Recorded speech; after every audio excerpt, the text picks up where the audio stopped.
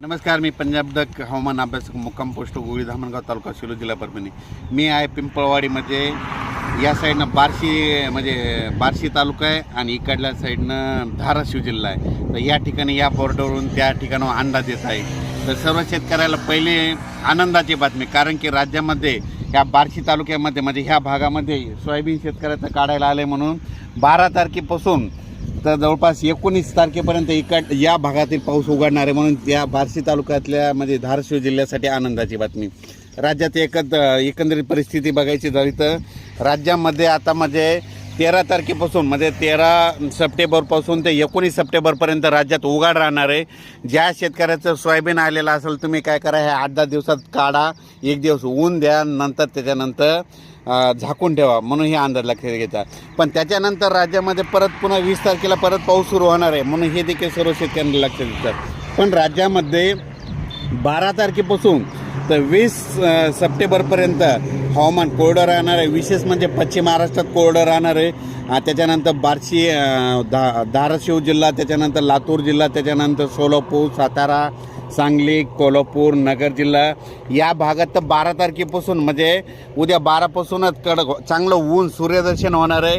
आणि ज्यांच्या शेतकऱ्याचा उडीद असेल, ज्यांचं सोयाबीन काढणी चालू आहे, त्यांच्यासाठी ही आनंदाची बातमी.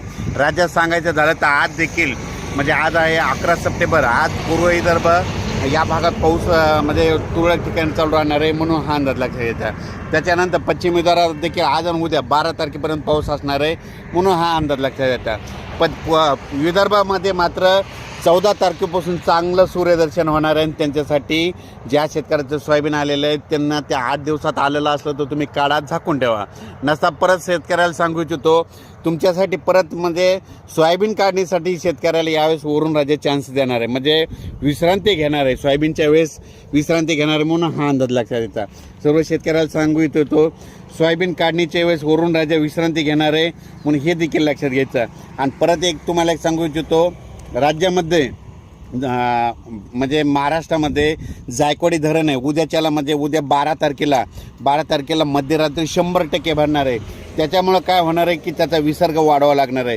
विसर्ग वाढल्याच्यानंतर गोदावरी नदीत पाणी सुटणार आहे. आणि गोदावरी नदीत पाणी सुटल्याच्यानंतर नदीकाठच्या लोकांच्या कोणाच्या मोटर आहेत, कोणाचे पाईप आहेत, हे वाहून जातील. म्हणून त्यांच्यासाठी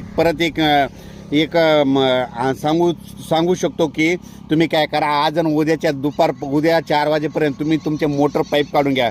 कारण की 13 तारखेला पुन्हा जोरानं पाणी विसर्ग वाढल्याच्यानंतर तुमचे मोटर वाहून जातील. मग हे लक्षात घ्यायचं. त्याच्यानंतर राज्यामध्ये काय झालं, शेतकऱ्याचं आता कांदा रोप टाकणी चालू आहे. आता कांद्याचं रोप टाकायचं आहे. ह्या कांद्याचं रोप टाकायचं असेल तर शेतकऱ्याला पाऊस नको आहे. मग हा पाऊस पडला तर शेतकऱ्याचं नुकसान होतं. मग शेतकऱ्याला एक आनंदाची बातमी सांगतो की तुमचं जे कांदा रोप आहे, तुम्ही काय करा, ज्यांना टाकायचं त्यांना 8-10 दिवसामध्ये उघाड भेटणार आहे. 8 ते 10 दिवसामध्ये उघाड भेटणार आहे. म्हणून तुम्ही तुमचे कांद्याचे रोप टाकून घ्या, कारण की 8 दिवस उघाड पडणार म्हणून हे अंदाज लागायचा. पण 20 तारखेच्या नंतर परत पाऊस येणार आहे. म्हणून हे लक्षात घ्यायचं. त्याच्यानंतर 12-13च्या दरम्यान 12 आणि 13 सप्टेंबरला उद्या 12 आणि 13 सप्टेंबरला उत्तर महाराष्ट्राकडे पाऊस असणार आहे. खूप मोठा नाही पण पाऊस पडणार आहे. भाग बदलत पडणार आहे. म्हणून हा अंदाज लक्षात घ्यायचा. राज्यात सांगायचं झालं तर महाराष्ट्रामध्ये सगळीकडं ह्या 11, 12 आणि 13च्या दरम्यान विखुरलेल्या स्वरूपाचा पाऊस आहे. लय काय मोठा पाऊस पडणार नाही. म्हणून हे अंदाज लक्षात घ्यायचा. परत शेतकऱ्याला सांगू इच्छितो, त्याच्यानंतर 20 तारखेच्या नंतर परत पाऊस वाढायला सुरुवात होणार आहे. आणि परत आणखीन एक सांगतो की यावर्षी दसऱ्यामध्ये पाऊस देखील येणार आहे. म्हणून हे देखील लक्षात द्यायचं. पण शेतकऱ्याची सोयाबीन काढण्यासाठी उघाड देणार आहे. आणि मी तुम्हाला एक व्हिडिओच्या माध्यमातून सांगतो, ज्या शेतकऱ्याचं सोयाबीन काढायला येणार आहे, कधी ऊन पडणार आहे, कधी पाऊस येणार आहे, हे तुम्हाला अगोदर सांगत जाईल. आणि तुमचं भविष्यात मात्र नुकसान होऊ देणार नाही. म्हणून हे अंदाज लक्षात घ्यायचा. लातूर जिल्हा, त्याच्यानंतर बीड जिल्हा, नंतर धाराशिव जिल्हा, बऱ्याच शेतकऱ्याच्या लवकर पेरण्या झाल्या. म्हणून त्यांचं सोयाबीन काढणीस आलेलं आहे. ज्यांची सोयाबीन आली, तुम्ही काय करा, 20 तारखेचा आली असेल तर काढून घ्या आणि झाकून ठेवा. एक दिवस त्याला ऊन द्या. ऊन द्यायल्याच्यानंतर वळी लावून त्याच्यावर ताडपत्री टाकून ठेवा. म्हणून हे लक्षात घ्यायचं. पण राज्यामध्ये आता उद्यापासून काही भागामध्ये उद्यापासूनच सूर्यदर्शन होणार आहे. म्हणून हे लक्षात घ्यायचं. आणि काही भागामध्ये समजा पूर्व विदर्भ, पश्चिम विदर्भामध्ये 13 तारखेपासून सूर्यदर्शन घडणार आहे, म्हणून हे लक्षात येतं. अचानक वातावरणात बदल झाला तर लगेच एक मेसेज दिला जाईल.